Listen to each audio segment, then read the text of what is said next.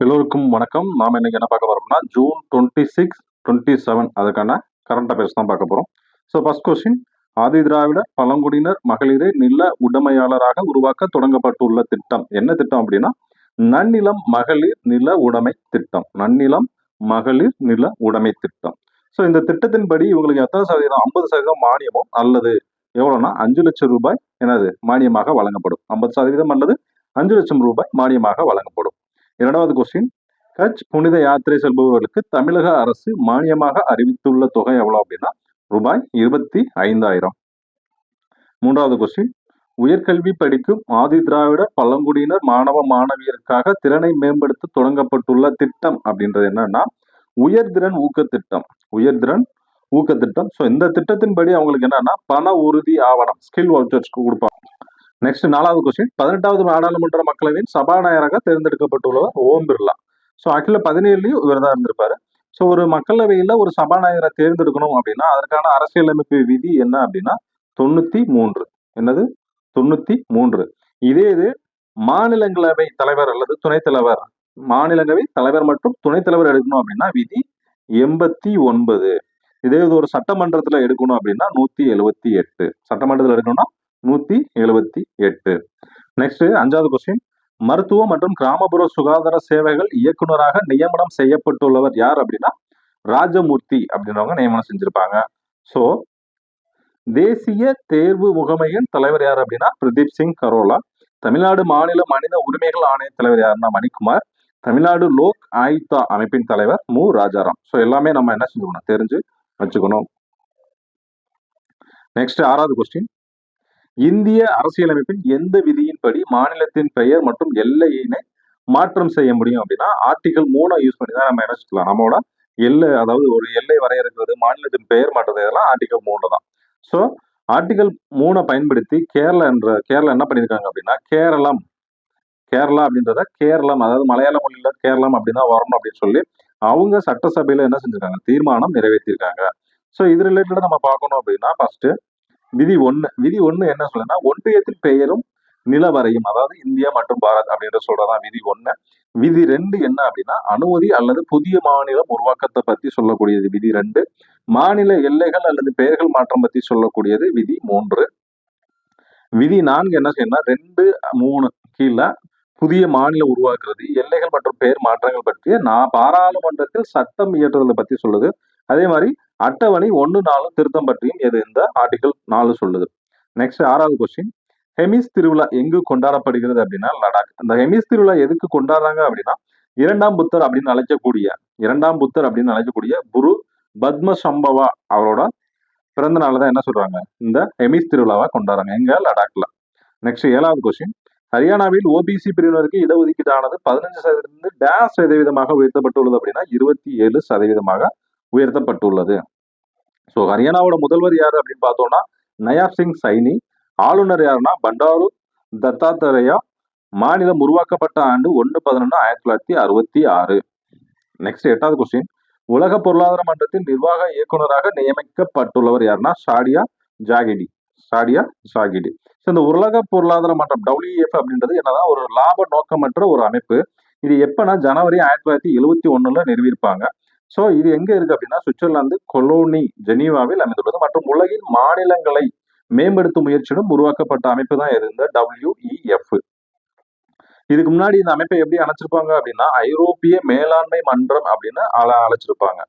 Next 9வது question, நிலவின் தென் துருவத்தை ஆராய சென்ற சீன விண்கலத்தின் பெயர் அப்படின்னு என்னன்னா சாங்இ 6.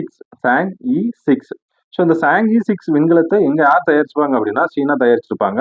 இது எதற்காக தயாரிச்சிருப்பாங்கன்னா நிலவின் தென் துருவத்தை ஆராய அதுக்காக அனுப்பியிருப்பாங்க. ஸோ அப்படி அனுப்பப்பட்ட இந்த விண்கலம் என்னன்னா அங்க பாறை மற்றும் மணல் மாதிரிகளை என்னது சேகரிச்சு பூமிக்கு அனுப்பியிருக்கு. அதுக்கப்புறம் இதே இது இஸ்ரோவும் அனுப்பியிருப்பாங்க. நம்ம என்ன அனுப்பியிருப்போம், சந்திராயன் 3 அப்படின்றத அனுப்பியிருப்போம். எதுக்கு? தென் துருவத்தை ஆராய்வதற்காக. இந்தியாவின் 3வது சந்திர பயணமான சந்திராயன் 3 ஆகஸ்ட் 23, 2023 அன்று நிலவின் தென் துருவத்தில் ஒரு மென்மையான தரையிறக்கத்தை வெற்றிகரமாக அடைந்ததன் மூலம் சரித்திரம் படைத்தது. ஸோ இதன் மூலம் இந்தியா வந்துட்டு தென் துருவத்தில தரையிறங்கிய முதல் நாடு அப்படின்ற பெருமையை பெற்றிருக்கும். பூமியின் ஒரே ஒரு இயற்கை செயற்கைக்கோளில் வெற்றிகரமாக தரையிறங்கிய 4வது நாடானது எது? இந்தியா. நெக்ஸ்ட் சர்வதேச போதைப் பொருள் எதிர்ப்பு தினம் என்னைக்கு கொண்டாடுறாங்க அப்படின்னா ஜூன் 26.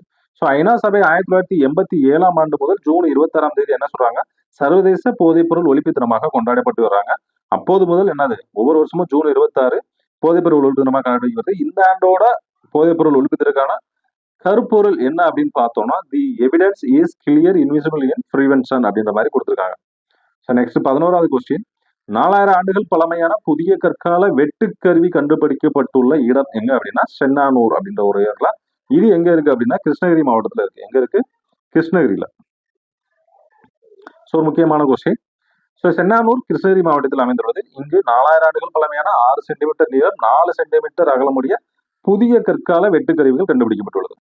ஸோ இது போக மேலும் நம்ம தெரிஞ்சுக்க வேண்டிய இடங்கள் என்ன அப்படின்னா 2024 அகழாய்வு நடத்தப்பட்ட உள்ள இல்லங்க என்ன பார்த்தோம் அப்படின்னா, ஃபர்ஸ்ட் சென்னனூர், கிருஷ்ணகிரி, மருங்கூர், கடலூர், கொங்கல் நகரம், திருப்பூர், திருமலாபுரம், தென்காசி, கீழ்நமண்டி, திருவண்ணாமலை, வெம்பக்கோட்டை, விருதுநகர், பொற்பனைக்கோட்டை, புதுக்கோட்டை, கீழடி மற்றும் கொந்தகை, சிவகங்கை.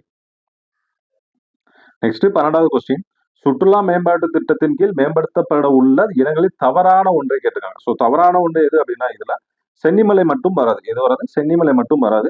ஸோ இது எந்தெந்த இடங்கள்லாம் வரும் அப்படின்னா சிறுமலை இங்க இருக்கு, திண்டுக்கல்ல இருக்கு, கொல்லிமலை நாமக்கல், செட்டிநாடு மலை சிவகங்கை, ஜவ்வாது மலை திருவண்ணாமலை, ஏலகிரி மலை நீலகிரி, கல்வராயன் மலை கள்ளக்குறிச்சி, வால்பாறை கோயம்புத்தூர், அதுபோக தாளவாடி, காசனூர், குத்தியலாத்தூர், ஈரோடு போன்ற இடங்கள் என்னது சுற்றுலா பெருந்திட்டத்தின் கீழ் மேம்படுத்தப்பட்டுள்ள எங்க அறிவிச்சிருப்பாங்க? தமிழக சட்டப்பேரவையில் அறிவிச்சிருப்பாங்க. நெக்ஸ்ட் 13வது கொஸ்டின், அருவிகளின் சுற்றுலா மேம்பாட்டிற்காக தமிழ்நாடு அரசு ஒதுக்கியுள்ள நிதி எவ்வளவு அப்படின்னா 10.20 கோடி, 10.20 கோடி. ஸோ எங்கெங்க அப்படின்னா புளியஞ்சோலை அருவி திருச்சி, புல்லாவெளி அருவி, கொட்டிவேரி அருவி, கோட்டை நாங்காஞ்சி அருவி எங்க இருக்குன்னா திண்டுக்கல், அதுக்கப்புறம் குட்லாடம்பட்டி மதுரை போன்ற அருவிகளுக்கு மேம்படுறது என்னது 10.2 கோடி தமிழ்நாடு சட்டப்பேரவையில் அறிவிச்சிருப்பாங்க. நெக்ஸ்ட் 14வது கொஸ்டின், கீழ்கண்ட வழக்குகளில் எந்த வழக்கின் கீழ் பீகார் அரசு அறிவித்துள்ள 65% இடஒதுக்கீடானது பீகார் உயர் நீதிமன்றத்தால் ரத்து செய்யப்பட்டுள்ளது அப்படின்னா கோபாலாச்சாரியா வழக்கு. என்ன வழக்கு? கோபாலாச்சாரியா வழக்கு மூலம். ஸோ இது ரிலேட்டடான நியூஸ் என்ன பார்த்தோம் அப்படின்னா பீகார் மாநில அரசு வேலைகள் மற்றும் கல்வி நிறுவனங்களில் தாழ்த்தப்பட்ட சாதனைக்காக இடஒதுக்கீட்டை கடந்த ஆண்டு எத்தனை 50% 65% உயர்த்திருக்காங்க. ஸோ இந்த இடஒதுக்கீட்டை 50% மேல் உயர்த்தக்கூடாதுன்னா உச்சநீதிமன்றம் எப்போ 1992 ஆண்டு ஒரு ஆணை ஒன்று பிறப்பிச்சிருப்பாங்க. ஆனா தமிழ்நாடு அரசு 1990 69% என்னது அதிகரிப்பு செஞ்சிருப்பாங்க. அதுக்கப்புறம் 1992 உச்சநீதிமன்றம் ஆர்டிகல் 16/4 படி இடஒதுக்கீடு 50% தாண்டக்கூடாது அப்படின்னு ஒரு உச்சநீதிமன்றம் என்னது ஒரு அறிவிப்பை வெளியிடுவாங்க. ஸோ அதுக்கப்புறம் 1993 என்ன பண்ணுவாங்க அப்படின்னா தமிழ்நாடு அரசு ஒரு மசோதாவை பண்ணுவாங்க. ஸோ அந்த மசோதான்படி 1994 இந்த இடஒதுக்கீடு 9வது அட்டவணையில் சேர்க்கப்பட்டுள்ளது. ஸோ நெக்ஸ்ட் 15வது கொஸ்டின், இந்தியாவின் முதல் செயற்கை நுண்ணறிவு பல்கலைக்கழகம் எங்கு தொடங்கப்பட்டுள்ளது அப்படின்னா மகாராஷ்டிரால தொடங்கியிருப்பாங்க. எங்க? மகாராஷ்டிரால. இதோட துணைவேந்தராக யார் நியமனம் பண்ணியிருக்காங்கன்னா சைமன் மேக் அப்படின்றவங்கள நியமனம் பண்ணியிருக்காங்க. ஸோ இந்தியாவின் முதல் செயற்கை நுண்ணறிவு பள்ளி எங்க இருக்கு அப்படின்னா கேரளால இருக்கு. ஸோ நெக்ஸ்ட் 16வது கொஸ்டின், வி கணேஷ் ஆனந்தரி உமன் பிரைஸ் விருது, உமன் பிரைஸ் அவார்டு எங்க எந்த நூலுக்காக பெற்றுப்பார் அப்படின்னா போதர்லெஸ் நைட். என்னது? போதர்லெஸ் நைட். ஸோ இது ரிலேட்டடா இந்த புக்ஸ் ஆதர்ஸ்ல இருந்து கண்டிப்பா ஒரு கொஸ்டின் வருது. ஸோ அதனால இது வரைக்கும் 2024 இது வரைக்கும் எழுதின புக்குகள், ரிலீஸ் பண்ண புக்குகள் அதோட லிஸ்ட் கீழே கொடுத்துருக்கேன். ஸோ இது ஃபுல்லாவே நீங்க பாத்துருங்க. ஸோ இதோட பிடிஎஃப் எங்க இருக்குன்னா நம்ம டெலிகிராம் சேனல்ல அவைலபிளா இருக்கு. நீங்க உங்களுக்கு தேவை அப்படின்னா நீங்க இந்த பிடிஎஃப் நம்ம டெலிகிராம் சேனல்ல போய் டவுன்லோட் பண்ணிக்கலாம். டெலிகிராம் சேனல் கீழே லிங்க்ல கொடுக்குறேன்.